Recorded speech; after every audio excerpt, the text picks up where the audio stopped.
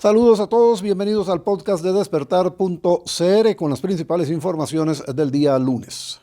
Iniciamos. Increíble.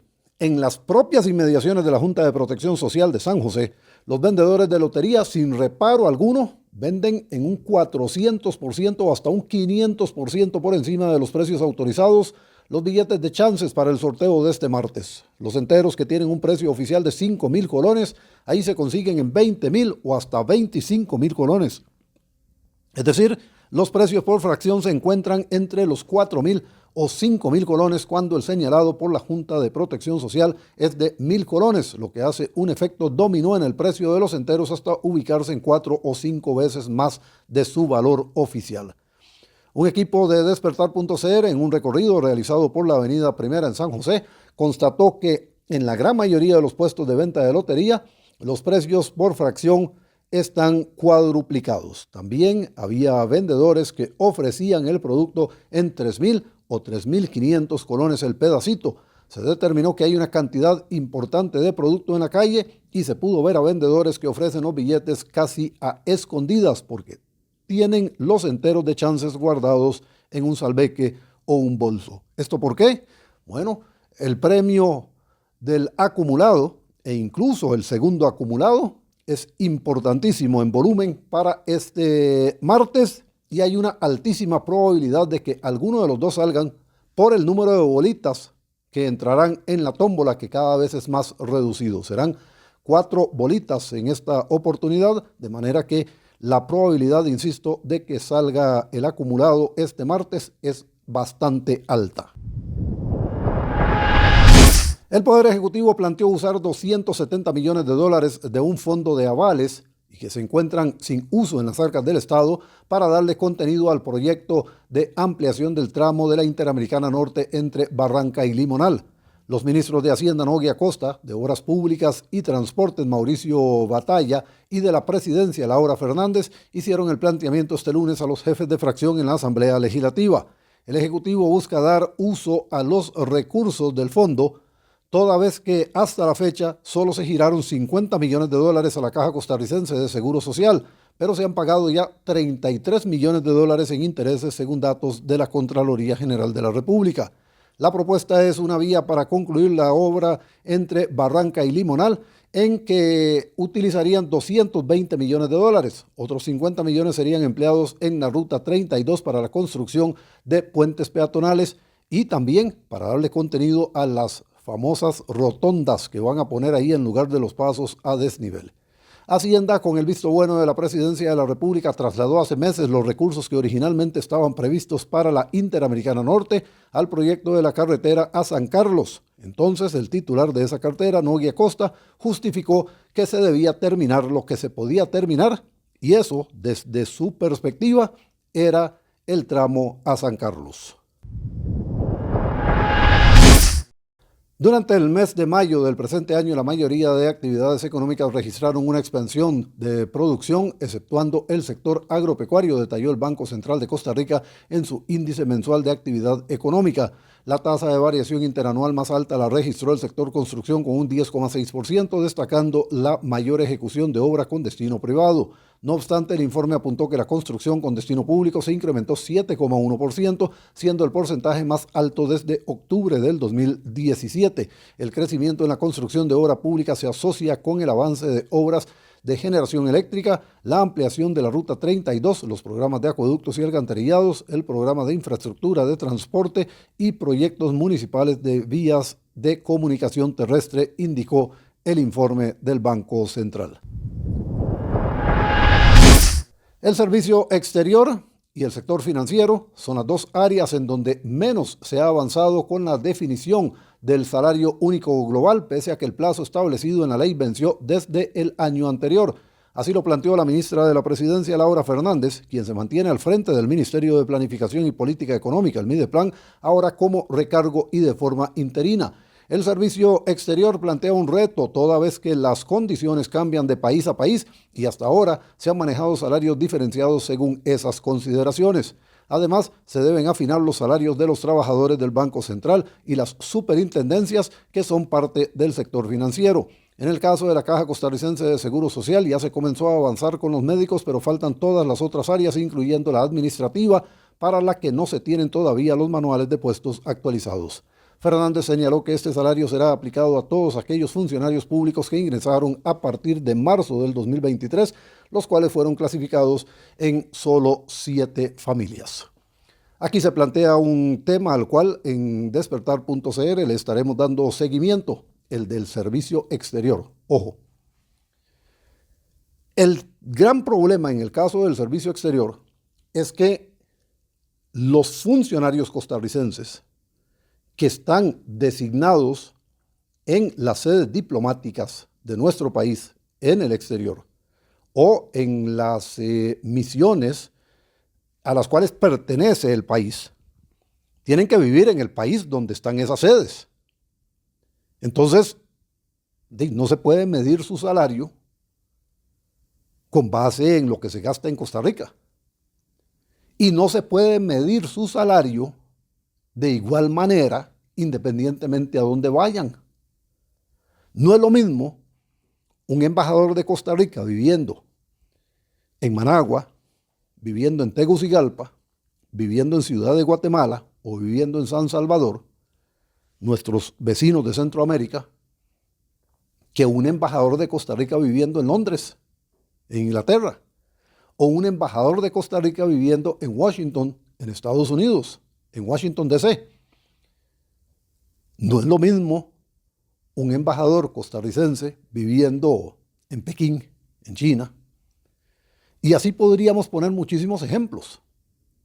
Lo que va a ganar esa persona tiene que corresponderse con el nivel de vida y el costo de vida en el lugar donde va a estar. Y ese es un detallazo que hay que manejar a la hora de plantearse el salario único global para los funcionarios del servicio exterior. Ahora,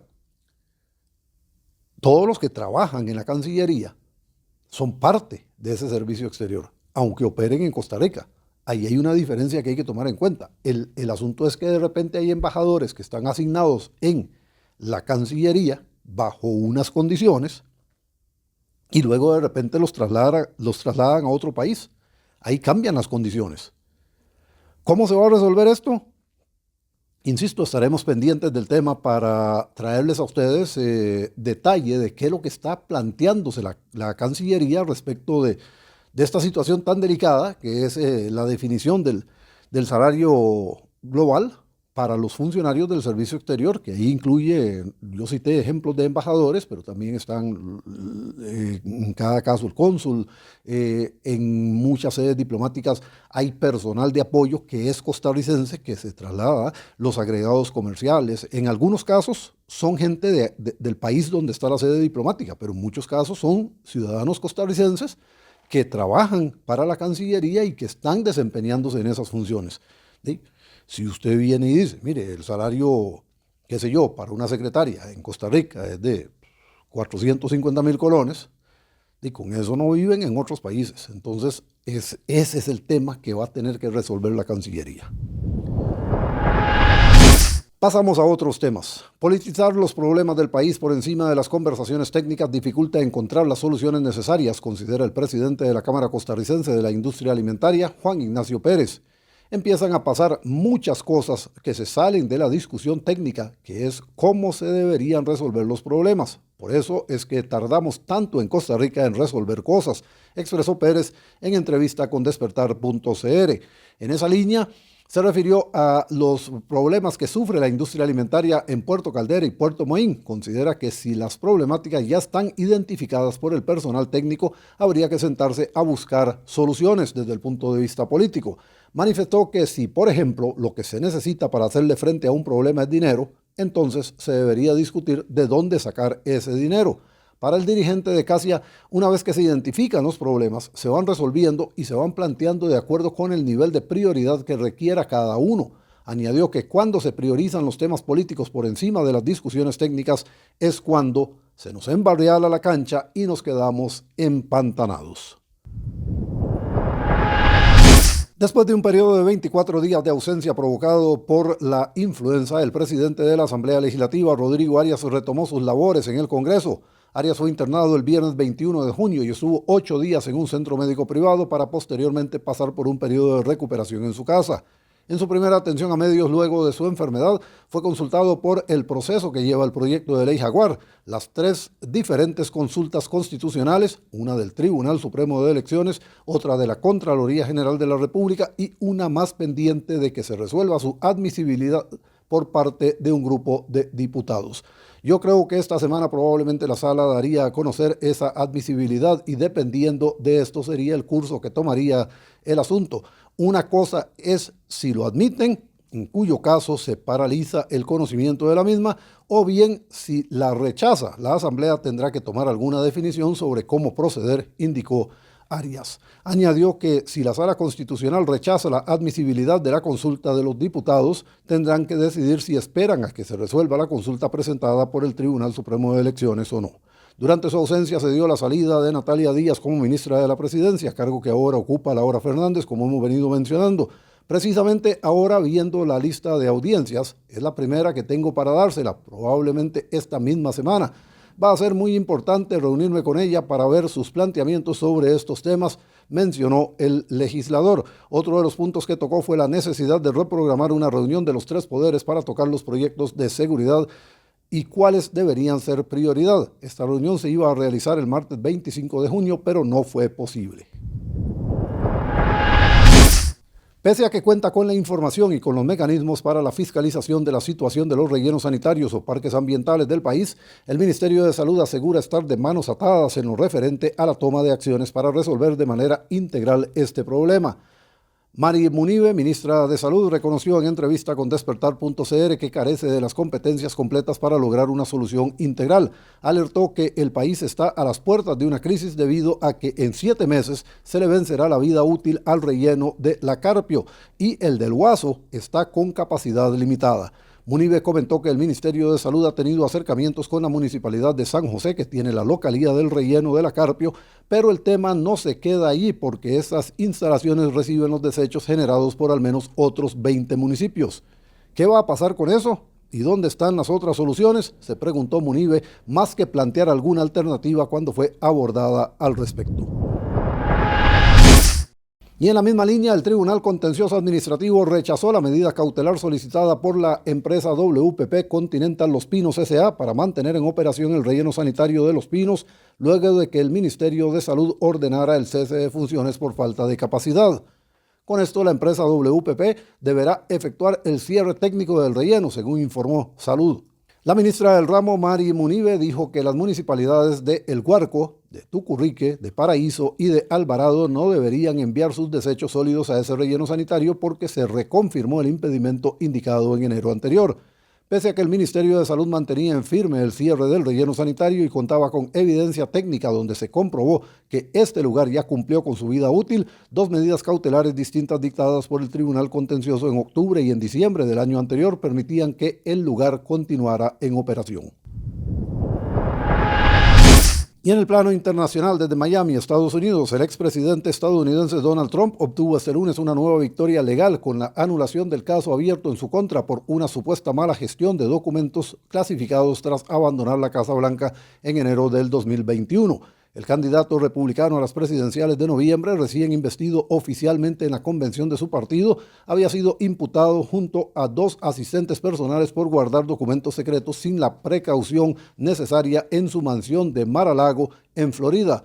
Trump, que escapó a un intento de asesinato el sábado en Pensilvania, celebró la decisión judicial en su red Truth Social y pidió la anulación de los otros 3 procesos penales que enfrenta. La jueza Aileen Cannon accedió a una petición de sus abogados y anuló el proceso por considerar ilegal el nombramiento del fiscal especial Jack Smith, que investiga el caso.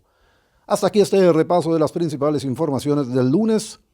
Recuerden que en despertar.cr tenemos mucho más. Pueden ampliar estas y otras informaciones y pueden seguirnos también en X y en Facebook, así como en todas las plataformas de podcast disponibles para ustedes. Gracias.